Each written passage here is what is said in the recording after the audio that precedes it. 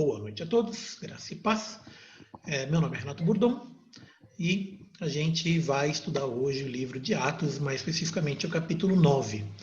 Então, hoje é uma continuação da aula passada. Na aula passada a gente viu o capítulo 8, e aí eu queria que vocês falassem para mim o que vocês lembram da aula passada. O que a gente viu? O que tinha lá em Atos 8? Mas tenta falar de memória, tá? Atos 8 a gente tem na Bíblia, dá para ver o que está escrito lá, mas o que vocês lembram da aula? O evento lá de Samaria.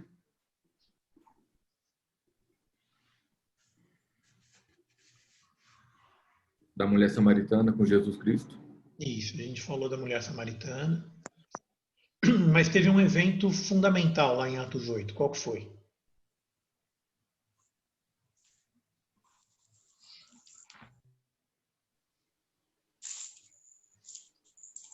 Vocês estão com Bíblia aí, né, gente? O que aconteceu lá em Atos 8?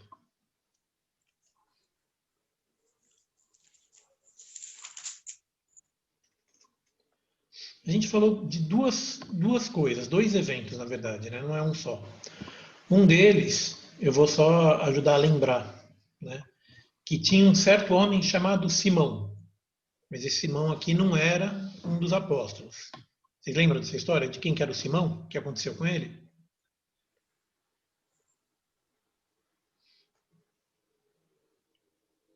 Dá uma olhada aí, Atos 8.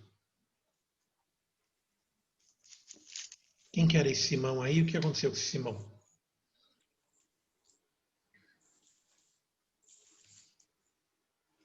Quando eu estou olhando para o lado assim, não é porque eu estou desinteressado não, tá? Mas é que eu estou com a Bíblia aqui do lado. Tem uma Bíblia projetada aqui.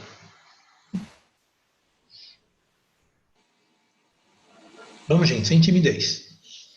Ele era adivinho, né? Ele era um adivinho, exatamente. E por que ele está na Bíblia? O que aconteceu com esse homem?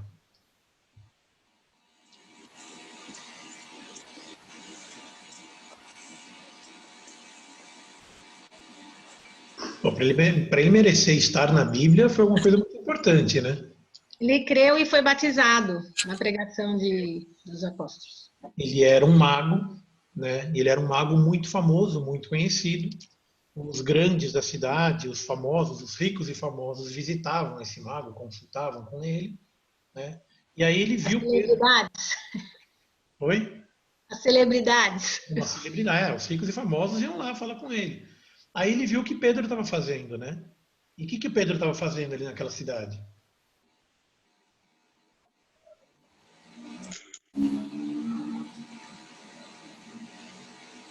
Pedro é o apóstolo. O que o apóstolo fazia lá em Samaria? Pregando a palavra, né? O evangelho. Estava pregando a palavra e fazendo muitos sinais e maravilhas, né? E Simão era um cara que era um mago, então assim, era o trabalho dele. Ele trabalhava com isso, ele fazia sinais e maravilhas, era o negócio dele. Ele ganhava dinheiro com isso. A hora que ele viu os discípulos fazendo sinais, curando as pessoas, impondo as mãos e recebendo o Espírito Santo, o que ele fez? Ele chegou para o Pedro e falou o quê?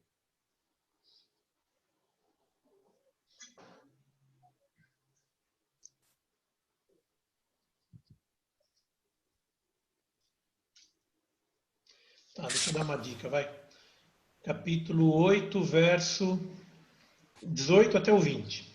Ofereceu dinheiro?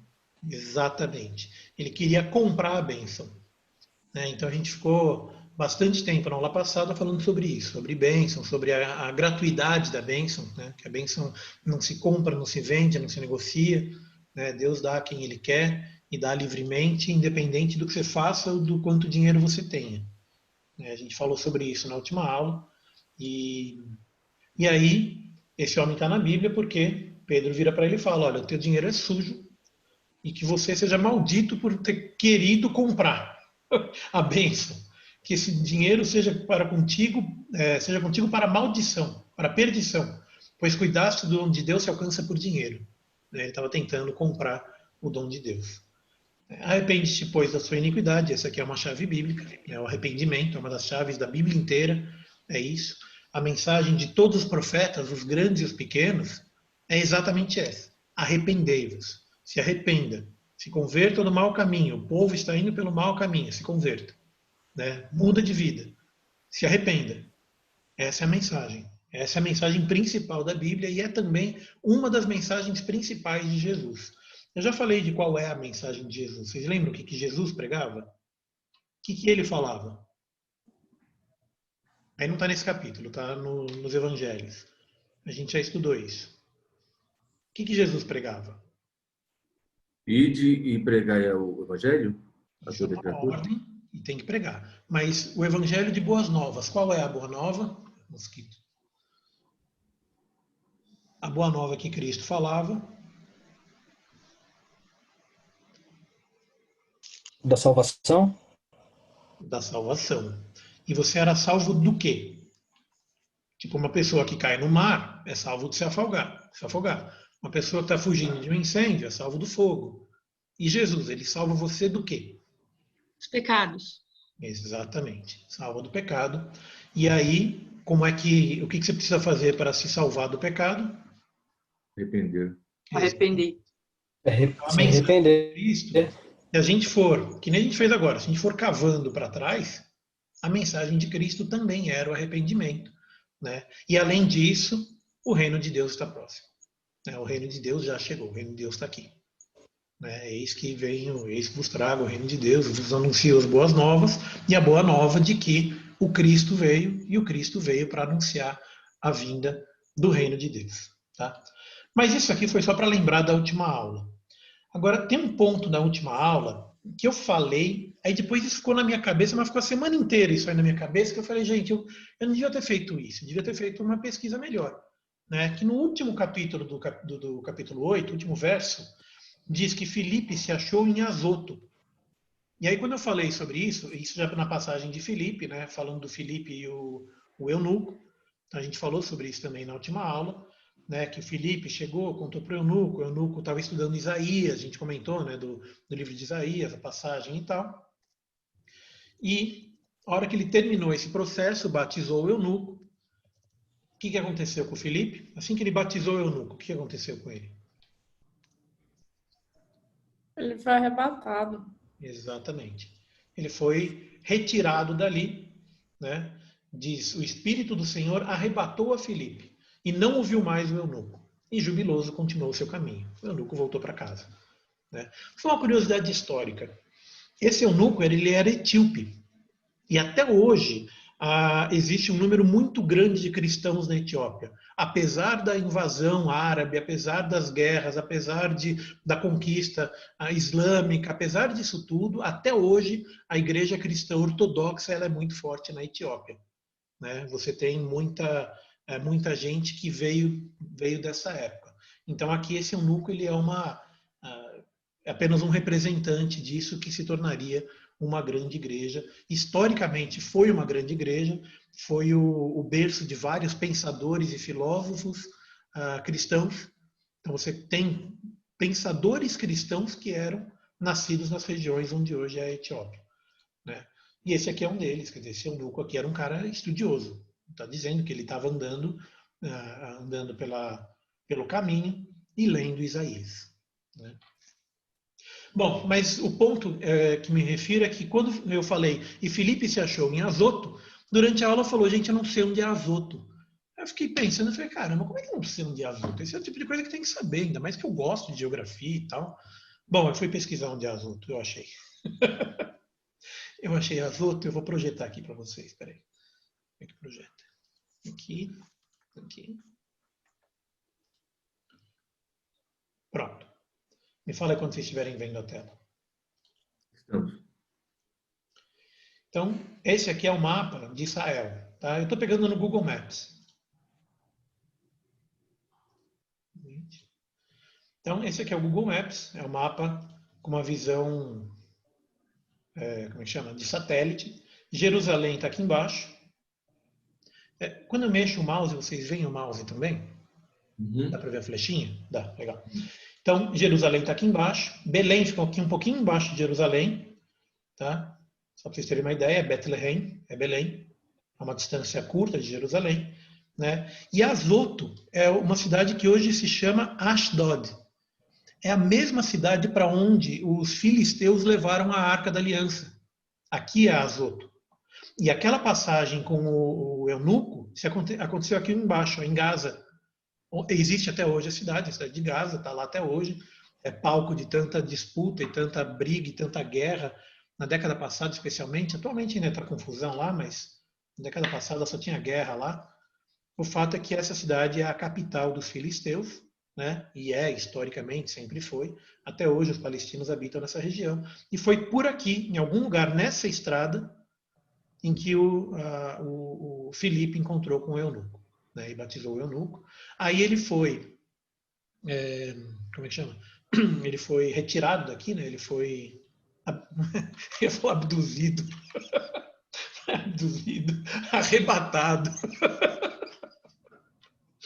Ele foi arrebatado aqui dessa região de Gaza e foi levado para, aqui em cima, Ashdod. Tá? Essa distância aqui tem mais de 100 quilômetros aqui. Tá? Então, você olhando no mapa parece pouca coisa, mas realmente ele foi para bem longe. E aí, a continuação do texto, cadê? Diz, e indo passando, anunciava o evangelho em todas as cidades até que chegou a Cesareia. Né? Então, de Ashdod até a Cesareia, a gente tem um tempo, se você for sem parar, 20 horas de caminhada. Eu botei, o Google Maps é ótimo, eu botei o tempo como se você fosse andando, né? Então, ele calculou o tempo andando. 98 quilômetros essa distância.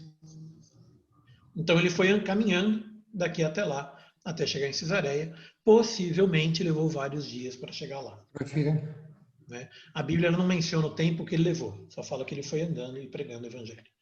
Bom, então, Ashdod até Cesareia. Cesareia é uma cidade que existe até hoje com esse nome ainda. Tá lá.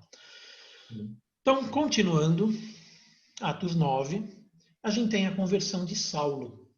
A conversão de Saulo, ela é, na minha humilde opinião, um dos eventos mais importantes do Novo Testamento, obviamente, depois dos evangelhos, depois da vida de Cristo, dos milagres e tudo que ele fez. Né? Mas você tem na conversão de Paulo um dos fatos históricos mais importantes. Né? Por quê? Vamos ver por quê. Está escrito. Então acompanha comigo ali em Atos 9, verso 1. Ele diz que Saulo, respirando ainda ameaças e mortes contra os discípulos do Senhor. Ou seja, ele não estava só ameaçando, ele estava arrastando gente, você viu no capítulo 8, falava isso, arrastando gente para fora das casas e levando para as prisões. E ele foi conivente com a morte de Estevão. Né? Colocaram a roupa aos pés dele, aos pés de um jovem chamado Saulo, que é esse camarada aqui, gente boa. Esse moço legalzinho.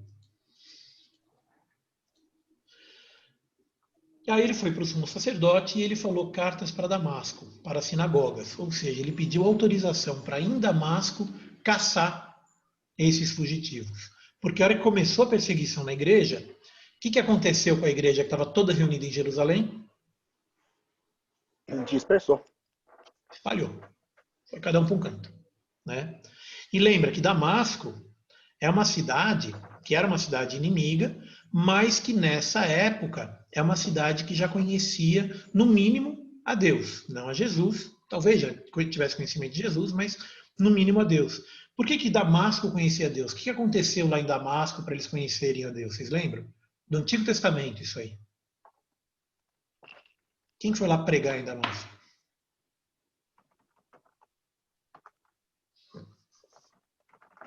Bom, deixa eu facilitar. Vai no Novo Testamento. Lembra quando Jesus enviou os 70? Ele mandou para toda a região, inclusive até Damasco.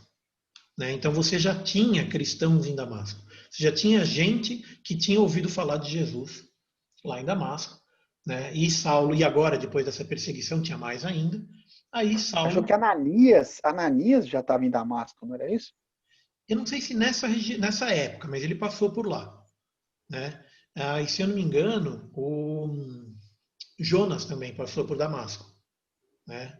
Ele foi pregar em Nínive, mas fica ali na mesma região, Damasco e Nínive, ficam ali próximos. Então vamos lá. E pediu-lhe cartas para Damasco, Atos 9:2, para as sinagogas, a fim de que se encontrasse alguns daquela seita, cristãos eram chamados de seita, quer homens, quer mulheres, os conduzisse presos a Jerusalém. Então, quando ele pediu essa carta para os líderes, ele certamente recebeu, tanto que ele foi a caminho de Damasco, e certamente ele foi com uma guarda, com uma guarnição. Por quê? Porque ele ia prender as pessoas, ele não ia prender sozinho. Não era ele que ia lá agarrar o pescoço, botar uma corda e trazer. Ele tinha uma guarnição dos soldados do templo, os soldados saduceus. Não necessariamente do templo, mas da seita dos saduceus. E por que saduceus? Vocês lembram por que os soldados dele seriam, talvez, saduceus? Por que não romanos ou gregos? Porque ele estava servindo ao templo, na verdade, né? Ele estava perseguindo os cristãos por uma questão religiosa, não uma questão política romana. Eu acredito que seja isso, porque, ao meu ver, Renato, o que os cristãos faziam nesse tempo não era um crime para a lei romana. Ele era um crime para a lei judaica, acredito eu, que era considerável heresia. Exatamente. E nessa época, os saduceus eles controlavam o templo. Então, o sacerdote ou a liderança do templo, a liderança espiritual daquela época, era dos saduceus. Bom, e indo no caminho, aconteceu que, chegando perto de Damasco, subitamente o cercou um resplendor de luz do céu. Então, vamos dar mais uma olhada no mapa? Como eu disse, eu gosto de ver mapa. Então, deixa eu projetar aqui a tela. Cadê? Aqui. Projetar a tela. Então vamos lá. Ele saiu de onde? Onde que ele estava quando Saulo falou com os sacerdotes? Onde que os sacerdotes ficavam naquela época? Nossa, tá pequenininho, deixa eu ver. Não está certo. Eu vou fazer a pesquisa aqui. Ele foi para Damasco, Tá. na Síria, mas ele saiu de onde? Onde Jerusalém? Jerusalém. Então, Jerusalém, Israel, até Damasco. A gente está falando em 60 horas caminhando a pé, uma distância de 280 quilômetros. Tá? Essas 60 horas aqui, ele calcula mais ou menos 5 quilômetros por hora, o Google. Ele faz um cálculo mais ou menos aproximado de 5 quilômetros por hora. Tá? Então, ele está falando em 280 quilômetros, 60 horas. Se você ficar, 10 horas por dia andando, você leva uma semana para andar lá. Então, olha a vontade que esse homem estava de punir os hereges. Ele pediu uma carta para sair de Jerusalém e ir até Damasco para pegar os cristãos e trazer de volta para Jerusalém. Podia ter pedido um cavalo junto. Naquela época, nem se fosse de biga, de cavalo, de carro, ia levar essas 60 horas, porque eles não iam correndo, né? O cavalo também ia caminhando mais ou menos nessa velocidade. Um pouco mais rápido, talvez. Mas, como eu disse, ele estava cercado de gente. Porque quando ele viu a luz, diz que outros estavam com ele, né? Os varões que iam com ele. Ele menciona aqui no Atos 9:7. Os varões que iam com ele. Eu vi uma versão, um estudo que dizia que esses varões eram pessoas que estavam caminhando na estrada junto com ele, etc. Eu não acho que seja real, eu não acho que seja essa a interpretação correta, não. Tá? A Bíblia não detalha quem são esses varões, mas como a função dele era ir capturar os cristãos, capturar os hereges, ele certamente deve ter levado uma guarnição. Não sei quantos, aqui não diz quantos, mas deve ter lá umas 10 pessoas, não sei. Alguns soldados que iam com ele para capturar ou ajudar na captura dos cristãos. Tá? Bom, então indo no caminho, aconteceu que chegando perto de Damasco, ou seja, ele já tinha andado quase a semana inteira, e chegando lá perto, um resplendor de luz do céu. Essa história todo mundo já viu, já ouviu, né? Quem assistiu Teve filme já que falou sobre isso, né? Acho que na Record também mostrou essa cena uma vez, numa das novelas da Record lá, mostrou a cena do Saulo sendo chamado por Jesus. E aqui é muito interessante a gente notar, está cheio de mosquito aqui, que Jesus, ele se identifica. né? Vocês lembram que eu falei que no Antigo Testamento, toda vez que falava o anjo do Senhor falou com esse, o anjo do Senhor falou com aquele, quem que era o anjo do Senhor no Antigo Testamento? Não todas as vezes, Bom, mas muitas das vezes. Quem era? era Cristo. Jesus. Né? Mas no Antigo Testamento, eles não tinham conhecimento do Cristo, eles não sabiam ainda quem era o Cristo. Eles não sabiam que o Cristo seria Jesus de Nazaré. Né? Então, na Bíblia, quando eles escrevem, só diz que um varão da parte de Deus, um anjo do Senhor, né? Quando chegou lá para Abraão, por exemplo, lá em Sodoma e Gomorra, vieram 3 homens falar com ele, né? E ele já reconheceu imediatamente que não eram humanos. Então, quando falam no Antigo Testamento, eles não identificam Jesus como sendo o autor daquela mensagem. Mas aqui não, aqui ele deixa bem claro. Atos 9:5 diz: quem é, Senhor? E disse o Senhor: eu sou Jesus. Né? Nota um outro detalhe que pode passar despercebido, mas disse o Senhor, letra maiúscula. A gente já falou sobre isso também. Quando a Bíblia chama Senhor com letra maiúscula, a quem ela está se referindo?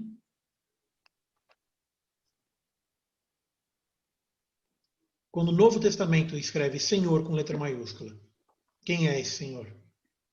Jesus. Nesse caso é Jesus. Mas toda vez que a Bíblia põe Senhor em letra maiúscula, está se É Deus. A gente só tem que criar Ao Pai. uma forma. ao Deus Pai.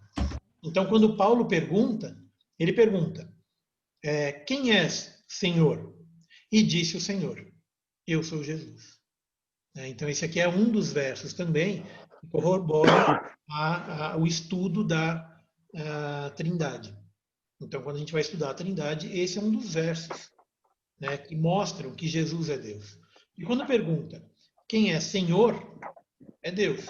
E disse o Senhor, disse Deus: eu sou Jesus, a quem tu persegues.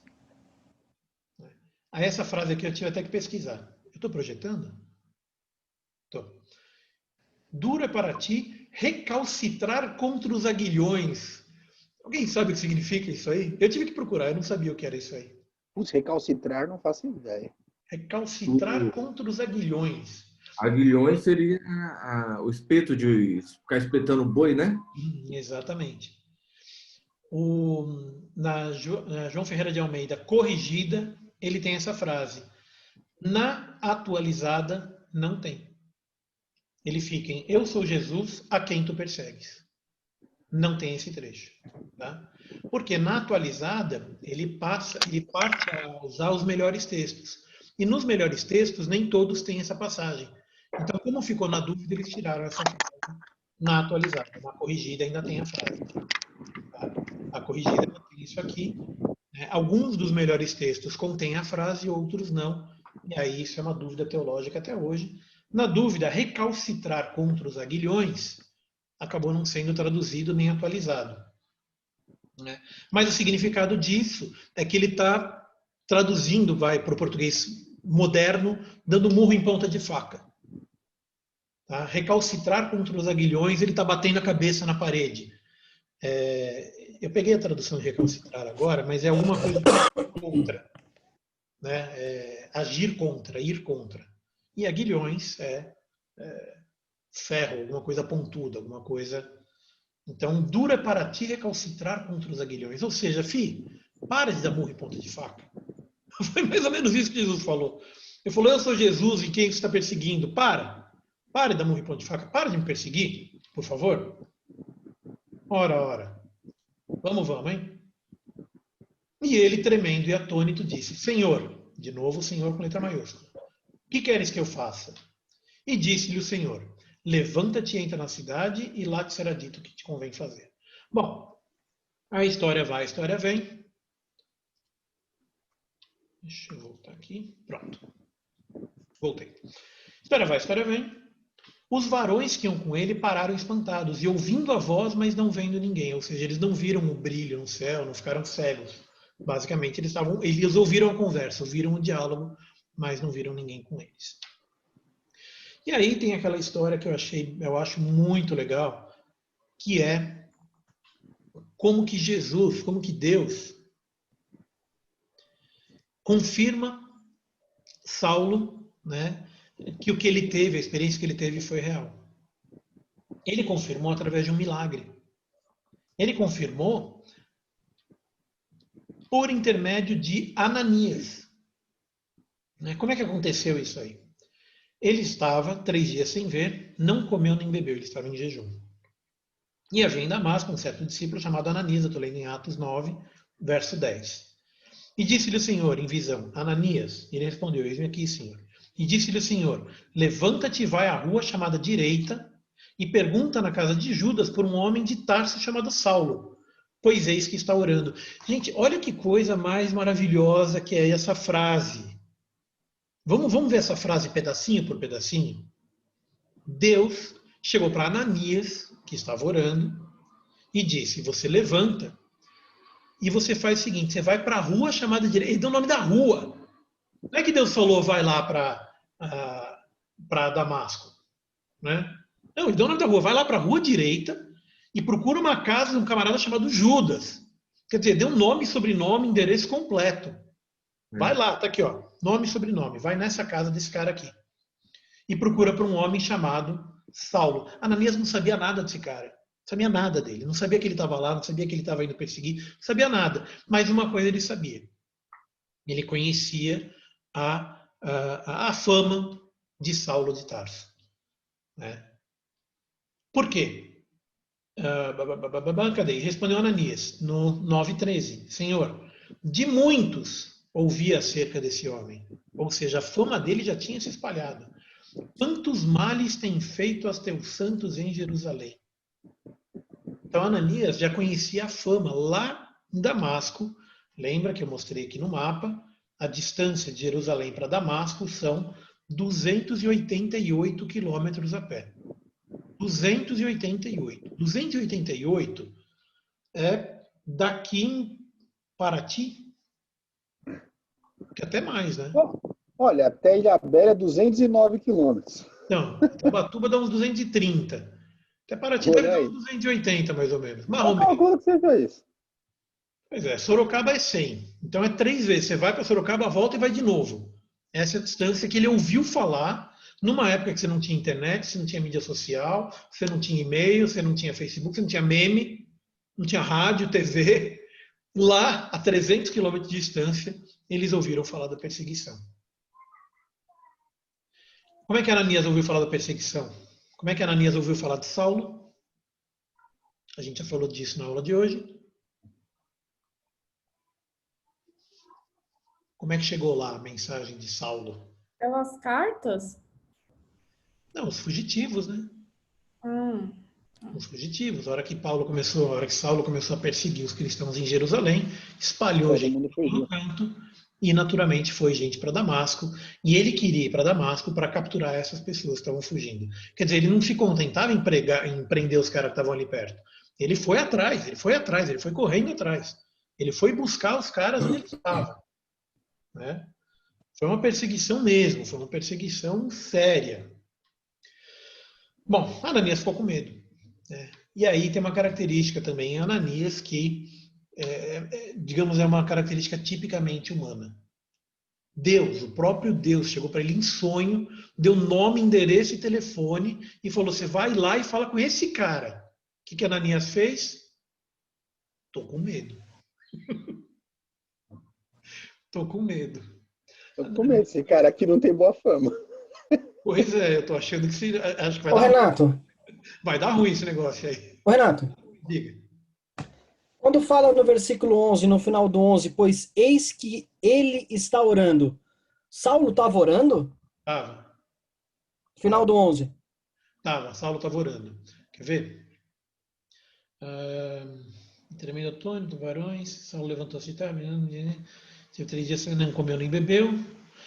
Um pouco mais para baixo ele fala. Cadê? 11. No 11. Não, o que estava orando. Tem uma passagem que fala da hora nona que eu até grifei, mas acho que era com Pedro, não era com Paulo. Bom, mas de qualquer forma, Saulo, ele era uma pessoa religiosa, né? E eles tinham por Ele era, né? Ele tinha lá, ele seguia a religião, ele era uma pessoa que seguia o judaísmo, né? Então, acho que até antes de Daniel, você tinha uma tradição, um costume que eles mantêm até hoje, de orar 2 vezes por dia. Então, eles oraram na hora sexta, não, na hora terceira e na hora nona, que em horário atual, a hora terceira era mais ou menos 9 horas da manhã e a hora nona é mais ou menos 3 horas da tarde. Se não me engano, é exatamente isso. É às 9 e às 3. Eles paravam para orar. E no livro de Daniel, fala que ele orava 3 vezes por dia. Então, 3 vezes ele orava na hora terça, a sexta e a nona. Ele orava às 9, ao meio-dia e às 3 horas da tarde. Tá? Ô, Renato, Quando você era uma pessoa muito religiosa, você orava 3 vezes por dia. Diga, foi o Alex que chamou? hora nona está falando do Cornélio, no 10:30. Um pouco depois, né? Que eu lembro que eu grifei esse trecho da hora nona. Mas, de qualquer forma, isso é uma tradição, era um costume judaico. Tá? Então, a gente, digamos, é correto supor de que ele estava orando, até porque, quando Ananias foi avisado, estava dizendo, né? Levanta-te, vai à rua direita e pergunta de sua mulher, pois eis que está orando, e numa visão ele viu que entrava um homem chamado Ananias.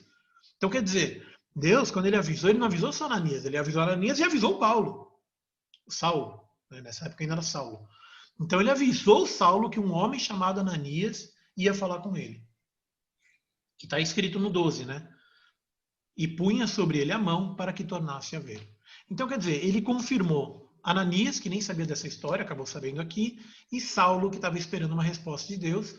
Como ele estava 3 dias sem comer e beber, é correto assumir que ele estava em jejum. Eu fico pensando, Renato, assim, lógico que assim deve ter tido algum tempo assim depois da conversão de Paulo até ele ter começado a pregar, porque eu fico imaginando, deve ter sido um choque muito grande ele ter tido toda aquela base de conhecimento judaico que ele tinha e de repente, pum, abre os olhos dele que Cristo era o Messias e tudo aquilo que ele tinha lido na tradição e que ele combatia como heresia era, na verdade, a verdade de Deus. Eu fico imaginando que deve ter sido um choque assim para ele como pessoa, falar, caramba, mudou todo o meu raciocínio e meu conceito. Então, eu concordo contigo, não deve ter sido fácil, essa mudança não deve ter sido fácil, mas eu acho que não foi demorada, tá? A gente vai chegar nesse ponto, mas basicamente ele começou em Damasco mesmo a falar de Jesus. Ele não esperou sair de Damasco para isso. Tá? A gente vai chegar lá daqui a pouquinho. Agora, do ponto de vista filosófico, vamos dizer assim, Paulo, era uma pessoa que cresceu aos pés de Gamaliel. Né? A gente tem um outro, se não me engano, está em Timóteo. Eu não lembro onde menciona isso, mas fala que ele cresceu aos pés de Gamaliel.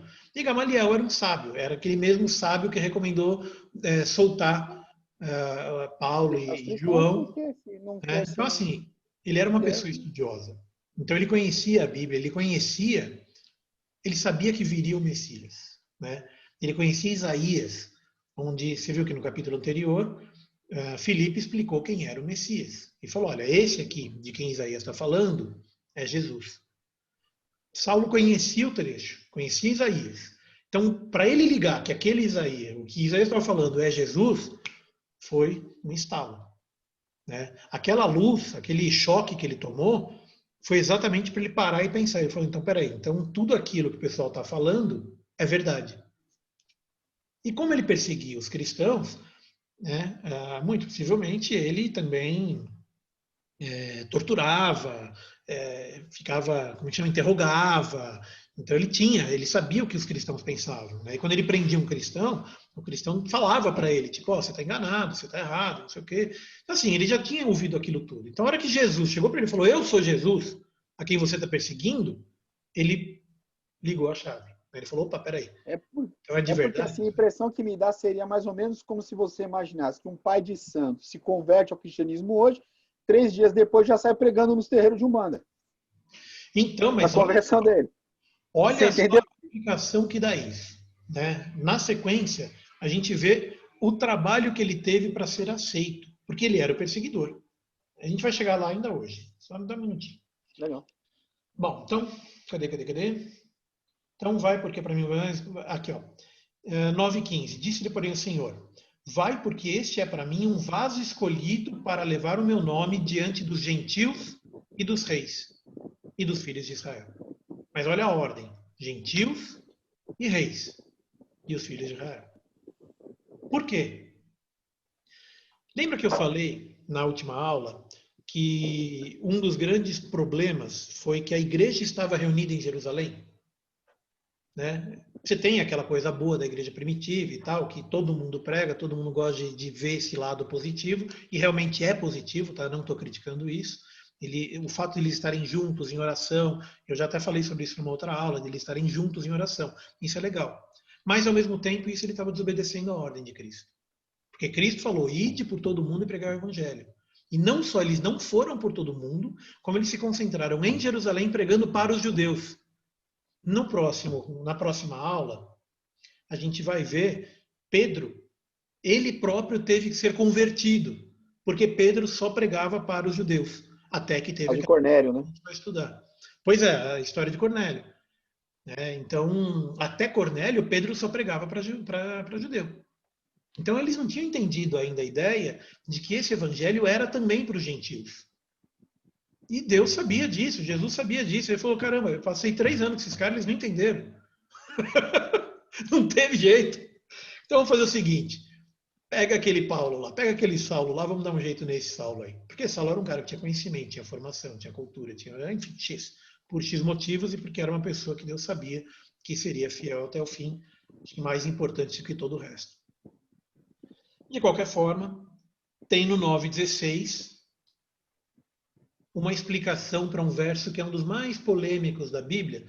Aqui não explica, na verdade, mas ele dá um motivo. O que está escrito lá em 9:16? Lê para mim. Atos 9, verso 16. E eu lhe mostrarei quanto deve padecer pelo meu nome. Pois é. E Jesus está falando para Ananias. O próprio Deus, o próprio Senhor está falando para Ananias. Ele é para mim um vaso escolhido para levar o meu nome diante dos gentios, dos reis e dos filhos de Israel. Saulo fez exatamente isso. Paulo fez exatamente isso. Né? Mas aí a gente esquece, a gente sempre para ali no filhos de Israel, ponto, né? Mas tem uma continuação. E eu lhe mostrarei quanto deve padecer pelo meu nome. No caso, Paulo. Não foi um ministério fácil. Exatamente, Paulo. Né? Paulo padeceu em nome. E a gente sabe pela tradição o jeito que ele morreu. Né? Ele não morreu deitado numa cama. Bom, no 17, Ananias foi, entrou na casa, impondo-lhe as mãos, disse: irmão Saulo. Já chamou de irmão logo de cara, já dá uma na cara, né? Por quê? Porque Saulo perseguia aqueles caras. Ele chega e chama ele de irmão. Falou: opa, como assim, né? Imagina o que estava por dentro da cabeça de Saulo. A Bíblia não diz que quando você perdoa, que você ajunta brasas na cabeça do outro? Então você imagina, Ananias chegou, era um cara que tinha sido avisado, ele sabia que vinha um camarada chamado Ananias, chega Ananias e já chama ele de irmão logo de cara. Para Saulo aquilo deve ter sido um choque, mais um choque tremendo. Irmão Saulo, o Senhor Jesus que te apareceu no caminho por onde vinhas, ou seja, chegou Ananias, que ele não conhecia, nunca tinha visto, já chamou ele de irmão e conhecia a história. Comprovou completamente que aquilo lá era uma coisa que vinha de Deus mesmo, né? Não tinha mais dúvida que aquilo era um milagre, que aquilo era uma pessoa que tinha vindo da parte do Senhor. O Senhor Jesus me enviou para que tornes a ver e seja cheio do Espírito Santo. E logo lhe caíram dos olhos como que umas escamas, e recuperou a vista e levantando-se foi batizado. Um detalhe sobre essas escamas aqui, eu fui pesquisar sobre isso também, tá? Fui ver algumas interpretações e comentários bíblicos, etc. E digamos, é a opinião comum de que não é literal essa passagem, né? Tanto que diz como que. Aí, eu não vou entrar muito no detalhe, mas no grego esse como que, assemelhando-se a, enfim, tem um significado muito parecido com o português, se a tradução está correta. Então, assim, não é que escamas caíram dos olhos de Paulo. Por que eu estou enfatizando esse detalhe? Porque eu já ouvi pregação falando que escamas caíram, escama literalmente, assim, tipo escama de peixe caiu do olho do Paulo e caiu no chão, fisicamente, né? E aqui não é o que aconteceu, é como que umas escamas. Por quê? Qual que é a representação aqui? A representação aqui é que o olho dele estava tampado e imediatamente ele passou a ver. Não foi uma coisa progressiva. Ele dá a ideia aqui de que foi imediato, instantâneo e que foi obviamente um milagre. né? Não tem nenhuma dúvida de que isso foi um milagre. Por quê? Porque foi imediato. E aí, entrando um pouco mais na parte médica e tal, um dos comentaristas entra no detalhe de algumas doenças que podiam estar afligindo Paulo, né? Algumas coisas que podia ter causado essa cegueira momentânea. Então, na época eles não conheciam essas doenças, mas poderia ser diabetes, poderia ser a catarata. Então, assim, eles falam um monte de coisa. Mas isso não isenta o fato de que foi uma cura instantânea. Então, seja lá o que for ter causado a cegueira, a cura dele foi imediata. E é um milagre, né? Se fosse uma coisa temporária, ele ficou 3 meses se recuperando, podia falar que foi por causa de ervas, por causa de X, né? Mas não, foi instantâneo. Recuperou a vista e, levantando-se, foi batizado, né? Imediatamente. Bom, então, esse aqui, Saulo, né, ainda Saulo, ele teve uma experiência direta com Jesus, ele teve uma experiência pessoal com Jesus. Na continuação não menciona isso, mas em outro pedaço, se não me engano, eu acho que em próprio Atos, eu não vi isso direito, mas ele menciona que ele ficou durante 60 dias recebendo, né? Ele foi treinado, ele recebeu direto de Jesus durante um tempo. Se não me engano, foram 60 dias. Eu vou pesquisar isso melhor, ó, de novo. Fiz de novo. Na semana passada eu falei da cidade que eu não sabia onde era. Agora eu não vi onde está essa passagem. Mas enfim, eu vou pesquisar e na próxima aula eu mostro onde está. Mas ele ficou um tempo aprendendo sobre Jesus. E aprendendo de Jesus, diretamente, né? Na carta, se não me engano, aos Romanos ele fala que ele recebeu de Cristo. Eu vou pesquisar onde está esse texto. Mas que ele recebeu de Cristo diretamente, né? E aí, no 9:20, e logo, era essa passagem, Rodrigo, que eu falei, espera um pouquinho que eu já vou falar, é essa aqui. E logo nas sinagogas pregava Jesus, que este era o Filho de Deus. Então não demorou. Assim que ele reconheceu que Jesus tinha falado com ele, que reconheceu que Jesus era o Cristo. Então, 60 dias ele ficou lá em treinamento, aí mandou ver na sinagoga. Então, talvez ele já tinha mandado ver até durante os 70, mas ele recebeu de Cristo. É como assim, como se ele estivesse recebendo, aí aquilo que ele recebeu ele vai e fala. Ele recebeu e vai e fala, recebeu e vai e fala, entendeu? Não é uma coisa assim que ele ficou em treinamento e depois ele foi e falou. Mas, de qualquer forma, aqui usa o termo e logo, não diz quanto tempo foi. A gente não sabe se foi 10 ou 50. Em outro livro, ele menciona que foi um tempo que ele ficou recebendo de Cristo. Tá? Eu vou pesquisar na próxima aula, eu falo onde está isso aí. Bom, isso teve Saulo alguns dias, né? E logo nas sinagogas pregava Jesus, que este era o Filho de Deus. E aí vem aquela outra parte, o Rodrigo tinha comentado, né, do problema que ele teve. Porque olha só, no 21, todos os que ouviam estavam atônitos e diziam, não é esse aquele que veio de Jerusalém e perseguiu os que invocavam esse nome? E para isso veio até aqui? Quer dizer, ele veio, as pessoas sabiam que ele tinha vindo de Jerusalém para perseguir os cristãos. E aí este mesmo perseguidor estava na sinagoga pregando a Cristo, pregando a Jesus, que este era o Filho de Deus.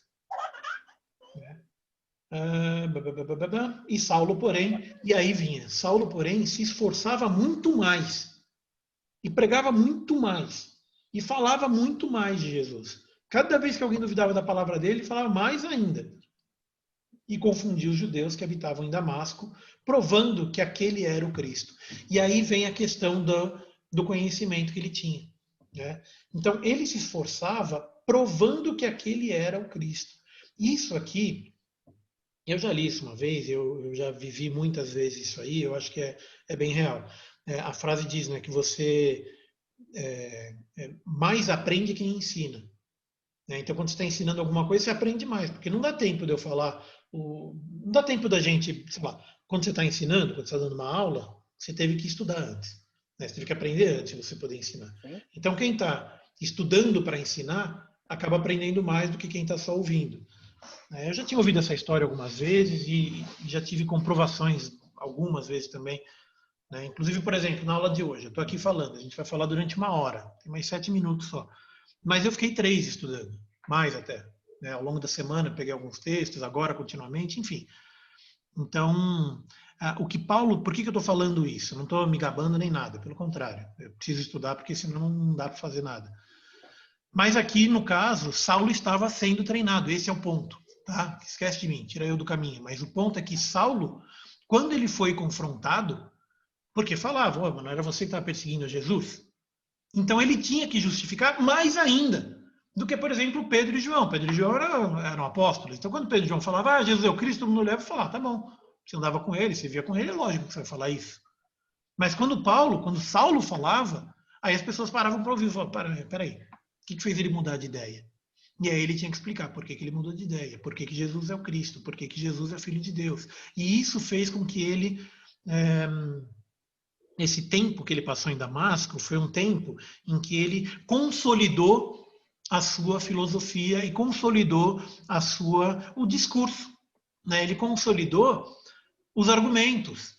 Então, cada vez que alguém perguntava alguma coisa, ele rebatia, ele tinha que pensar sobre isso, ele tinha que estudar um pouco mais, ele tinha que perguntar para Ananias, para os apóstolos, para outros discípulos.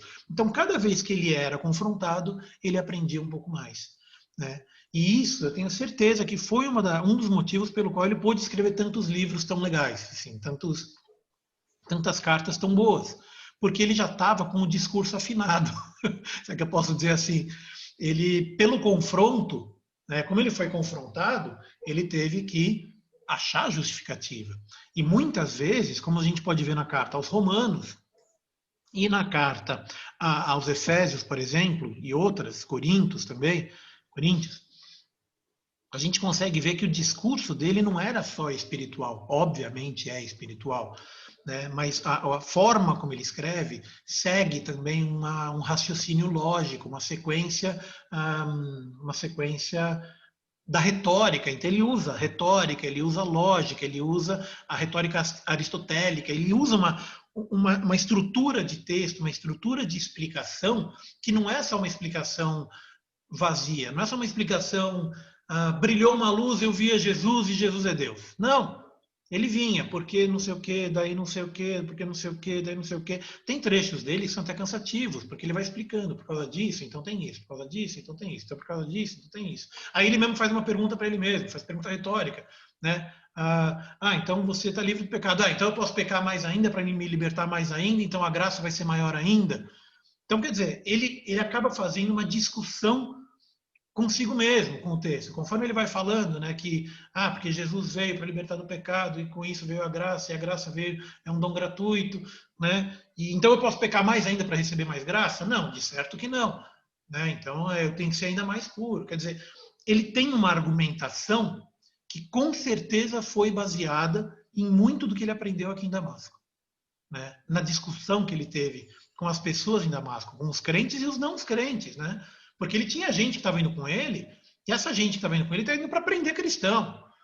Com certeza tinha outras pessoas que seguiam a ele na intenção de prender cristão, de matar cristão. E de repente ele próprio, que é o líder, se converte para o cristianismo. Foi um negócio que foi um choque para todo mundo, né? E aí resulta que, e tendo passado muitos dias, no 9:23, os judeus tomaram conselho entre si para o matar, né? Então aqui quando diz os judeus tomaram conselho entre si para o matar, perceba, é Lucas quem está escrevendo isso. Em Lucas, ele é o quê? Qual que é a origem de Lucas? Ele é chinês? Ele é grego? Árabe? O que Lucas era? Gente, isso é fácil. Era médico. Ele é judeu. Lucas era judeu, né? Então perceba que quando ele diz os judeus tomaram conselho, isso não está no 9:23. Os judeus tomaram conselho entre si para matar. Aqui é uma referência que ele faz aos seguidores do judaísmo. Aqui ele não está se referindo aos judeus como povo. Aqui ele está se referindo aos judeus como aqueles que seguiam, que professavam a fé do judaísmo. Lembrando que, assim como nos dias de hoje, você tem as pessoas que são mais fervorosas, que são mais se dedicam mais à religião, e tem gente que só é porque é, né?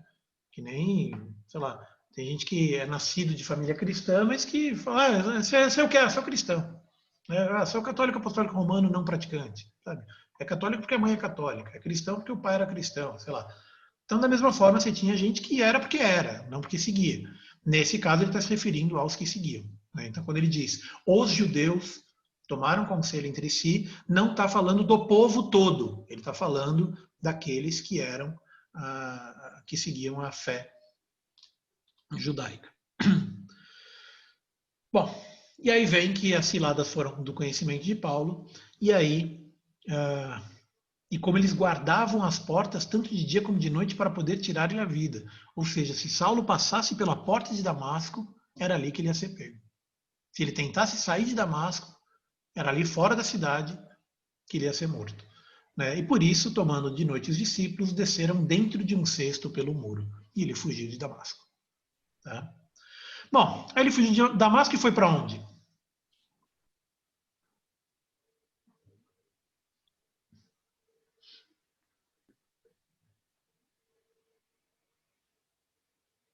Para onde Saulo foi?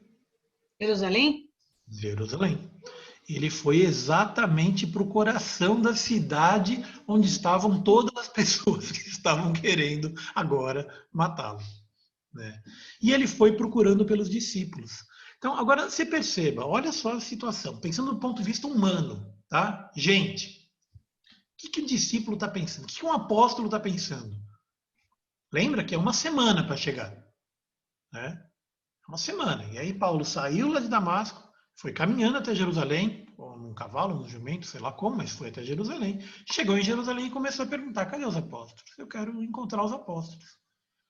Quem é cristão? Quem segue os apóstolos? Eles sabem onde estão os apóstolos. Vai responder para Saulo onde é que eles estão? Né? Só que agora ele Aí não... chegou o raposão. Pois é.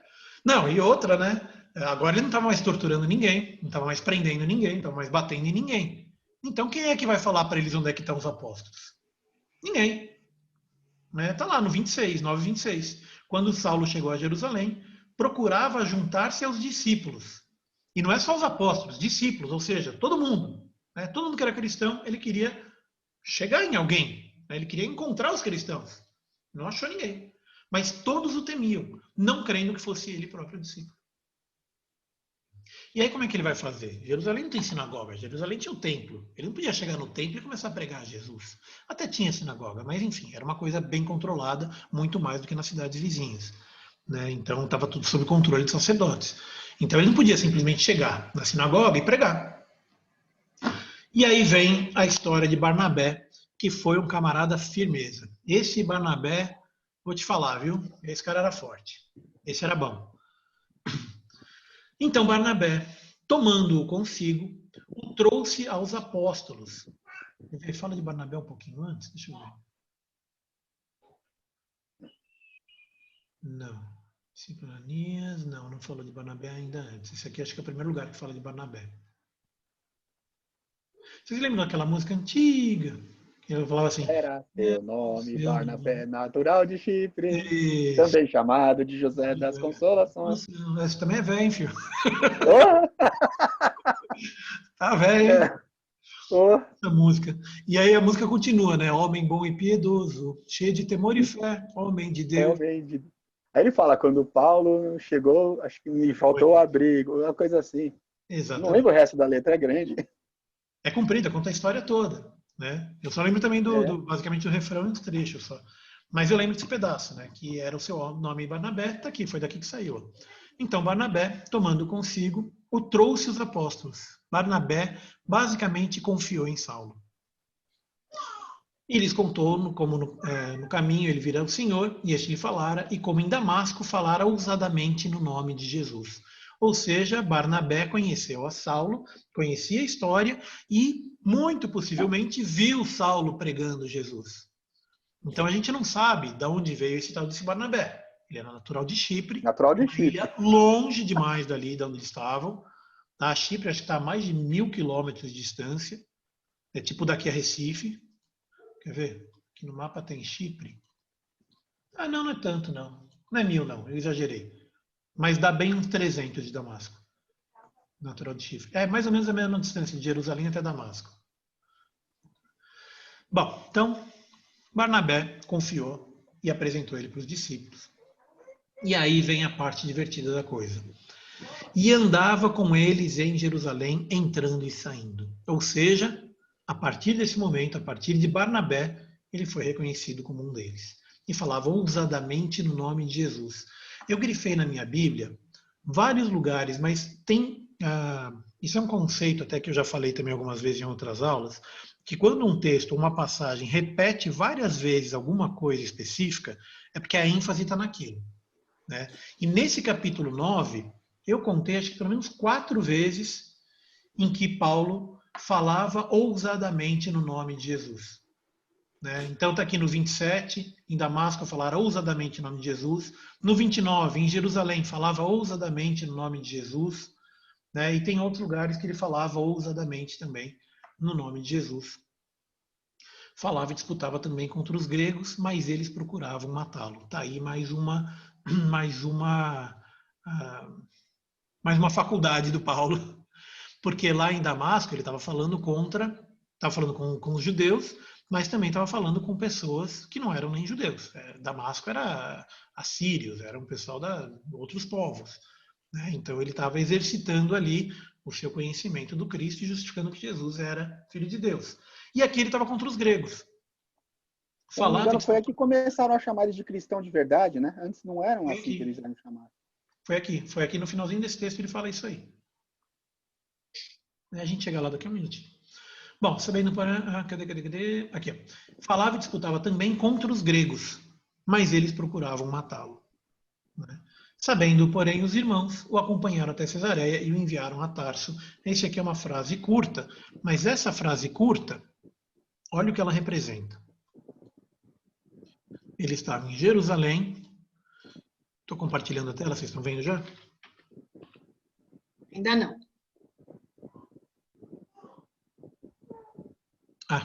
Faltou dar um ok aqui. Pronto.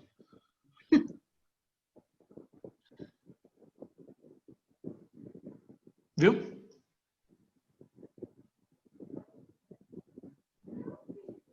Então, ó, Jerusalém está aqui embaixo. Jerusalém está aqui embaixo. Cesareia está aqui na praia. Tá? Então, eles acompanharam de Jerusalém até a Cesareia. Está aqui. Possivelmente em Cesareia tinha um porto. E aí ele deve, suponho, aqui no texto não diz, mas ele deve ter pego um barco até Tarso, que era a cidade de origem de Paulo. Então, basicamente, mandaram o Paulo de volta para casa. Se a gente for ver aqui pelo Google, 891 quilômetros, a pé daria 183 horas, ou seja, dá quase um mês de caminhada. Né? Então, por isso que supõe-se que ele tenha pegado um barco, mas a gente não tem certeza. Por que a gente supõe que ele pegou um barco? Porque foram até Cesareia. Né? Não precisaria ter ido até Cesareia. Em Cesareia tinha porto, e de lá ele pegou um barco e foi embora. Tá? O texto não diz isso, tá? O que eu estou dizendo é uma suposição. Mas é uma suposição que, assim, não é só que eu acho, não é uma suposição besta. Bom, cadê o texto? Então, mandaram ele de volta para casa. Tá? Então, tá aí um camarada chamado Saulo, que se converteu ao caminho de Damasco, voltou para Jerusalém e de Jerusalém foi mandado para Tarso. Tá? Aí aqui ele tem um trecho que fala sobre Pedro, esse aqui eu vou pular um pouquinho, mas é um milagre, né? Basicamente Pedro cura um paralítico, né? E numa região chamada Lida e Sarona. Lida e Sarona, volta o mapa. São cidades que existem até hoje, na verdade é uma região que existe até hoje.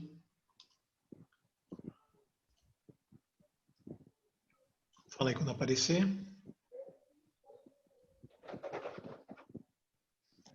Apareceu o mapa? Sim. Então, Jerusalém está aqui. Tá? Lida é uma cidade que hoje chama Lod. Está aqui, ó. Lod. Então, eles foram de Jerusalém até Lod. Isso aqui é mais ou menos 8 horas de caminhada. Tá? Então, em um dia dá para ir até Lod. E é um detalhe que um pouco mais para baixo eles falam. Era uma cidade próxima. Então, eles consideram que 8 horas de caminhada é ok, tranquilão. 8 horas é um passeio. Eu ando meia hora e já estou botando a língua para fora. Os caras andam 8 horas no meio do deserto e montanha. E tá perto. E aqui de Lod, eles foram para... como é que chama? Fugiu o nome. Sarona. Sarona é uma região que hoje é Tel Aviv, tá? É um bairro de Tel Aviv. Ele fica mais ou menos por aqui. Cadê? Não estou achando agora no mapa, mas eu já tinha visto. Ele fica aqui no sul de Tel Aviv. Aqui. Bom, mas de qualquer forma, o Lod e Sarona eram cidades que também ficam próximas. Essa distância aqui, de Lod até onde hoje é Tel Aviv, é uma distância de aproximadamente também 8 horas de caminhada. Tá? De Jerusalém é um pouco mais, na verdade. 8 horas é aqui. Logo ali. Aí, vamos pegar direito, vai. Jerusalém até Lod. 9 horas. 9 horas e 35 a pé, né? E depois de Lod até Tel Aviv, dá mais 4 horas. Então tá certo, é isso mesmo. 8 horas de Jerusalém para cá e 4 aqui para cima. Por que é importante? Na próxima aula a gente vai ver a história do centurião, e aí ele fala que ele mandou buscar, né? Então o pessoal estava lá estava em Jope, que onde hoje chama, tá aqui. Não é em seguida, é agora mesmo, não é na próxima aula não, já está na sequência, é agora mesmo. Então vamos lá, só mais 5 minutinhos. E havia em Jope uma discípula chamada Tabita. Jope, ela fica... Cadê? Deixa eu mostrar. Aqui. Aqui, ó. É onde hoje chama Jaffa, tá? Que fica também ali perto de Tel Aviv. Então, Jaffa é onde está a Tabita. E é essa Tabita, que traduzindo se diz Dorcas, esta estava cheia de boas obras e esmolas que fazia e ela morreu, né? E aí, basicamente, Pedro foi lá, orou e ela foi curada. Eu só queria enfatizar um detalhe a respeito desse trecho. A gente fala eu confundi os textos. Jope era a Tabita, o centurião é na aula que vem mesmo.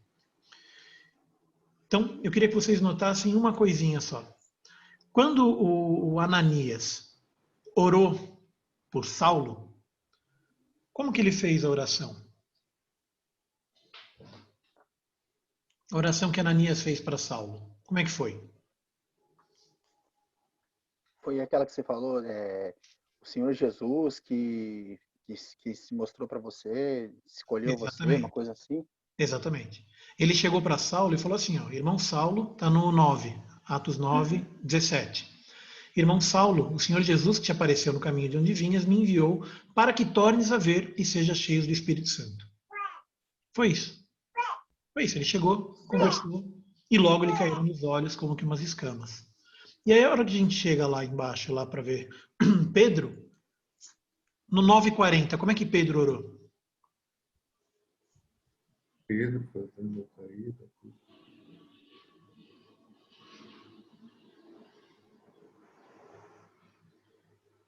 Como é que foi a oração de Pedro? 9:40. 9:40. Mas Pedro, fazendo-as sair a todos, pôs-se de joelho e orou. E voltando-se para o corpo, disse: Tabita, levanta-te. E ela abriu os olhos e, vendo a Pedro, assentou-se. Tem um jeito certo de orar? Tem uma regra? Existe alguma... Né? Porque hoje em dia está na moda, né? Fala, não, quando você orar tem que ser desse jeito, não tem que ser daquele jeito. Não, você tem que gritar, você tem que declarar, você tem que falar, você tem que gemer, você tem que se fechar no teu quarto, você tem que... Né? Tem um jeito certo? E eu acho que não. Assim, em teoria, a oração mais próxima do que a gente aprendeu foi a que Jesus ensinou, que foi o Pai Nosso, mas assim, não é via de regra, digamos assim. Não, e não só isso, você vê, na cura, quando Ananias curou a Saulo, né, Jesus curou a Saulo, mas por intermédio de Ananias, quase nem foi uma oração, foi só, olha, Jesus me mandou aqui para te curar. Pum, curou. O Renato. Oi. O interessante... Pode falar? Claro. O interessante é que ele não ensinou como orar, mas ele ensinou como não orar. De vãs repetições. Sim. Jesus menciona isso aí. Né? E aí você pode ver aqui, um ajoelhou, o outro ficou de pé. Aí você pega Daniel estava na varanda. Aí tem uma outra passagem, logo em seguida, aqui no 10, a gente vai ver na próxima aula, que Pedro estava em cima do telhado, né? O outro, Jesus mesmo, ele simplesmente às vezes apontava para o cara e botava cuspe no chão e botava um negócio no olho. Aí para o outro ele só falava. Aí para a mulher ele nem falou nada, a mulher só encostou no manto dele e já foi curada. Quer dizer, o resumo é que Deus vai curar do jeito que ele quer, a hora que ele quer, porque ele quer, entendeu? Não adianta a Eu gente lembro muito de gemendo, Isaías com os profetas de Baal, né? Que ele até zombava, falava, grita mais alto, se fala esforça, mais alto. se detalha, ele tá surdo, teu Deus. Mais alto. Aí Isaías foi lá, orou uma vez, desceu fogo, ponto final. Né? E tem outras 3 passagens em que Elias faz isso, né? Que até o pastor comentou no último culto. Falou, se eu sou homem de Deus, então manda fogo do céu. Bum, cai fogo do céu. Então não foi um negócio assim, Senhor, eu peço. Assim. Ou eu declaro que vai cair fogo do céu na sua cabeça. Não. Eu sou homem de Deus, então que caia fogo do céu. Buf, caiu. Então, assim, é o tipo de coisa que nós não temos controle, né? Às vezes a gente acha que a gente tem controle sobre alguma coisa, mas é Deus que tem controle sobre tudo. Né? No final das contas, é o que eu já falei muitas vezes, né? Uma palavra, às vezes, que você fala é o suficiente. Né? Então, não tem regra, não tem segredo para isso. Simplesmente você ora, abre a boca e deixa que o Espírito fala. No caso de Pedro, pôs-se de joelhos e orou. Né? E voltando-se para o corpo, disse, Tabita, levanta-te. E ela abriu os olhos. Você imagina a fé desse homem? Ele vira para um morto e fala, levanta. Você imagina? Bom, ele tinha andado com Jesus, né? Não, então, Jesus fez isso, mas é Jesus, né? Jesus é filho de Deus. Então você imagina o que eles tiveram que passar para ter essa fé, né? Pedro, João, a gente vê vários outros exemplos assim, inclusive com o próprio Saulo, mas aqui nesse caso, Pedro, fazendo sair todas, Tabita, levanta-te. Ela abriu os olhos, veio da Pedro, assentou. Então, bom, essa passagem aqui já não é mais sobre Saulo. Na próxima aula a gente volta a falar sobre Saulo, no capítulo 10. Tem algumas outras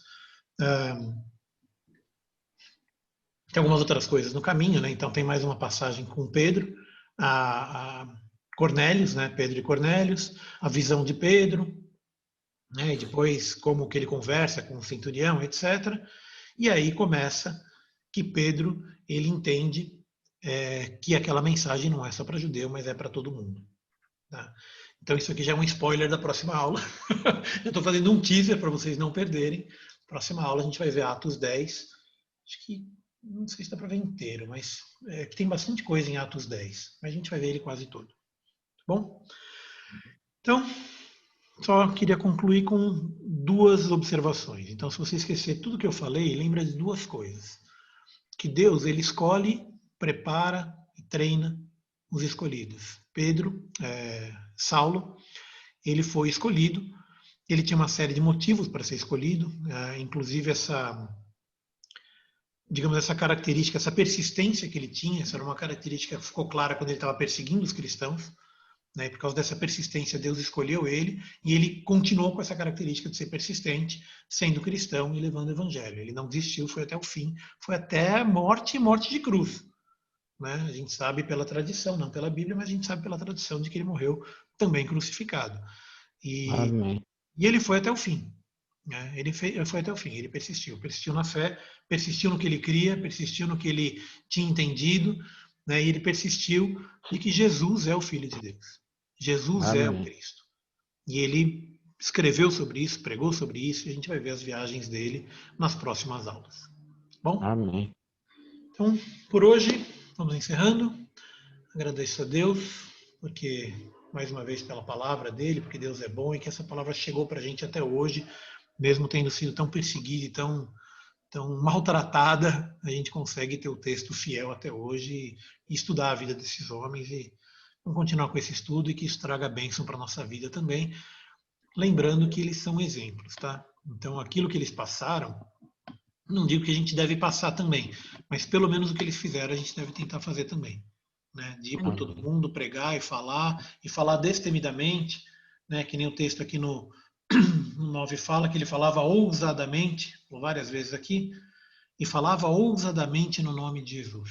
Né, e é assim que a gente tem que fazer. Tá bom? Amém. Passou um pouquinho o tempo, peço desculpas aí, mas vamos na próxima aula tentar começar um pouquinho, não começar, mas chegar um pouquinho antes, tá? Para a gente começar pontualmente.